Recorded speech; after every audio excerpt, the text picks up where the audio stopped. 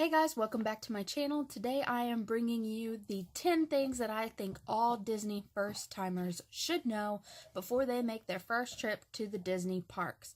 Now, this list does apply to both Disney World and Disneyland. However, there are a few things on the list that are more for Walt Disney World. So just use your discretion when it comes to deciding which one that actually applies to.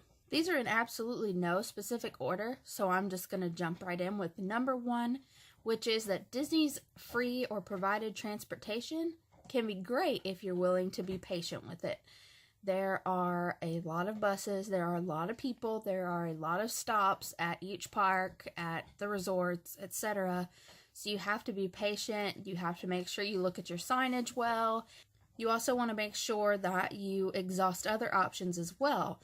If buses are not your only option, such as if you're staying at a resort where you can reach the Magic Kingdom by monorail, or if you can take a boat to certain places, I would do that over taking the buses. There are some situations, such as at the value resorts, where the bus is the absolute only option. But you do want to make sure that you are patient and understand that things can take some time when you're using the provided transportation systems. Number two, you should never schedule your viewing of a parade or fireworks exactly at the time that it starts. So for instance, if it's a 3 o'clock parade, you'll want to go 15 to 30 minutes early, so 2:30 to 2:45. Find a great viewing spot for that parade and make sure that you're there and you're waiting, because if you go right at 3 o'clock and try to find a good place to see everything, you're probably not going to have very much luck. You're going to be stuck behind other people, your kids aren't going to be able to see, so you definitely want to make sure that you plan ahead a little bit for all of these types of events. Number three, do not get in your head that you're going to be able to go to a table service restaurant if you have not made a dining reservation. Now, I'm not saying that it's impossible, but you're going to probably wait for a very long time, unless maybe you go when it's not peak season at all and it just so happens to be a restaurant not very many people are eating at that day. But for the most part, if you don't use your 180 days advanced dining reservations, you're not going to have very good luck getting a seat or getting a seat in a timely manner. Keep in mind, that's for table service restaurants. You can always go up to a counter service restaurant and order from the counter at any time without a reservation. Number four, always schedule all of your fast passes, even if you think you're wasting them. Basically, even like at a park right now, such as Hollywood Studios, where some of your fast passes may seem like, oh, well, I probably don't really need to fast pass that. That's not something that gets a super long line. You would be surprised, and you just never know what's going to happen that day. So I would go ahead, make sure you schedule your 3 at the first park you're attending that day, and definitely add on.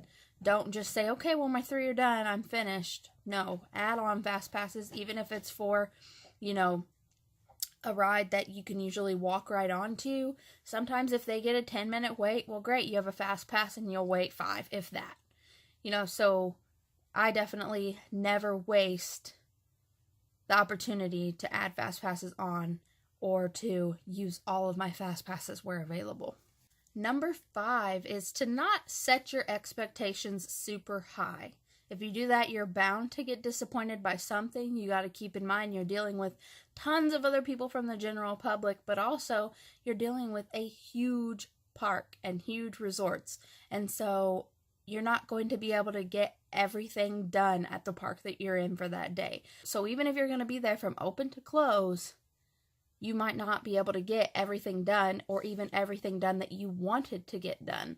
Some of the parks may be an exception right now, such as Hollywood Studios, where there's just not a whole lot going on because more of the park is under construction. But for the most part, like Magic Kingdom, you're not going to do everything in a single day. It's just not possible. Also, don't exhaust yourself. Schedule some time in the middle of the day every day, especially like right around noon when the park gets really busy. Go back to your resort, take a nap, or just relax, watch some TV, just take a little bit of an unwind, and then go back and enjoy the evening Just make sure that you're well rested, because all that it's going to cause if you're not is you're going to get grumpy with the people you're with, or grumpy with the other people in the general public, and you definitely don't want to have a bad attitude or be in a bad mood when you are at the most magical place on earth. Number 6 is one that is mostly my personal preference, and I know that a lot of people would agree with this as well. Don't spend too much time in Future World at Epcot at Walt Disney World. I know that Future World has some great qualities. There's a lot of great attractions, shops, restaurants over there. However, you should not waste time in Future World that you could spend in World Showcase. The concept of World Showcase is so interesting and so neat, and definitely you want to walk through every single pavilion, go all the way to the back of the pavilion, circle around it, check everything out. There are a few smaller rides or attractions over in Epcot. So you definitely, over in World Showcase, So you definitely want to make sure that you don't miss out on World Showcase and all that it has to offer by spending too much time in Future World, since for most people, you're going to be entering through the Future World portion of the park. Number 7, wear comfortable shoes. Don't ever think that you can go to a park wearing sandals or wearing shoes that are not built for walking for long periods of time. You need to keep in mind that Walt Disney World is huge. It is insane how many miles you're going to walk. If you have like a Fitbit or you have the tracker on your phone or something like that, track how many miles you walk in a day when you're at Walt Disney World. It is insane. So you definitely want to make sure you wear comfortable shoes. Don't bring brand new shoes to Walt Disney World. Make sure they're well worn in, and definitely shoes that you're already comfortable wearing at home, comfortable walking in at home. And I also suggest putting some Neosporin and some small Band-Aids in your park bag, because there is nothing worse than ruining a day with a blister that you can't cover up. They do have first aid stations, and so you could also get that there, but if you don't want to have to walk all the way to the first aid station when you have somebody whose foot is really bothering them, I just prefer to have the Band-Aids and Neosporin myself in my own park bag. Number 8 is a little bit of a two-parter. The first is to help you keep hydrated, and that's to ask for water at counter service locations, or you can bring your own water bottle and fill it up at places such as like Starbucks, or they have water fountains. But you definitely want to make sure that you stay as hydrated as possible, and you don't want to spend $4 or $5 on a bottle of water when you can get a glass of water for free with your meal, or just at any counter service location you can walk up and ask for a glass of water. The second part of number 8 is for people who are not on the Disney dining plan, and I definitely think that this is an excellent service that they have in Orlando, and I definitely use it every time that I go to Walt Disney World, and it is that I will go online and I will order groceries from one of their local places and have them delivered straight to my resort. And so they will be brought straight to the resort. They'll drop them off for you. You bring them to your room, and then you have groceries for the length of your trip. We use this for snack items, so I would put snacks in my bag to take into the park, because you can take snacks into the park. We would also eat breakfast off of that food. We would have Pop-Tarts, granola bars, that way we weren't spending a lot of extra money on meals just for breakfast when we're not really breakfast eaters anyway. And then, of course, it was always a great opportunity to have a snack when we got back from the parks. Like, you get back from the park and you're showering and you kind of want a little snack before you go to bed, but you don't want to eat a whole meal. You don't want to go all the way down to the quick service location in the hotel if you don't have to.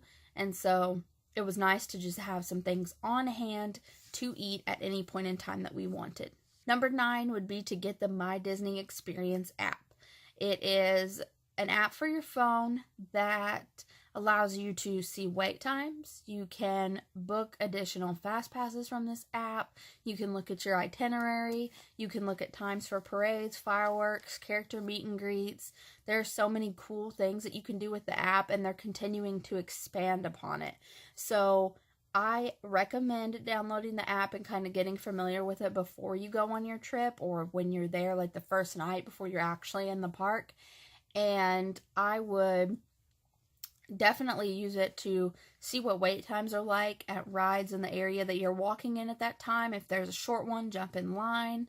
I would use it to, of course, book all my additional fast passes after my first 3, because you can do it pretty much immediately after you use the 3rd one.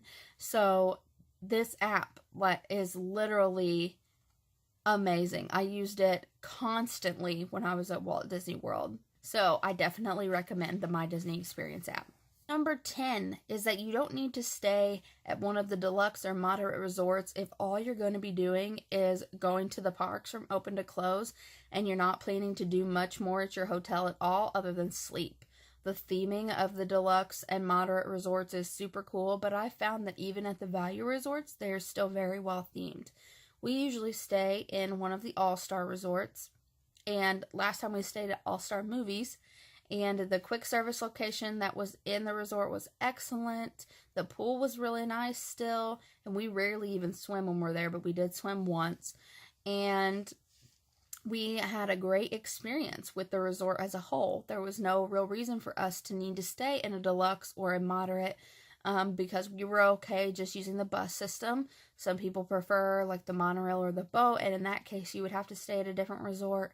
However, we didn't mind at all having to use the bus system. It actually was pretty efficient. The only time we ever ran into trouble was leaving Magic Kingdom late after some extra magic hours one night. So, otherwise, for the most part, there is no reason to pay all that extra money if all you're going to be doing is laying your head on the pillow. So I definitely recommend saving some money for your Disney trip in that fashion. I have one bonus one for you, and that is to ignore the construction. There seems to always be some sort of construction at Walt Disney World especially, and you just have to keep in mind when all that construction is going on that they are just building more magic for you to enjoy in the future. So it is annoying while it's there. It's annoying that sometimes things are closed or things are down because they are constructing around it or directly in it.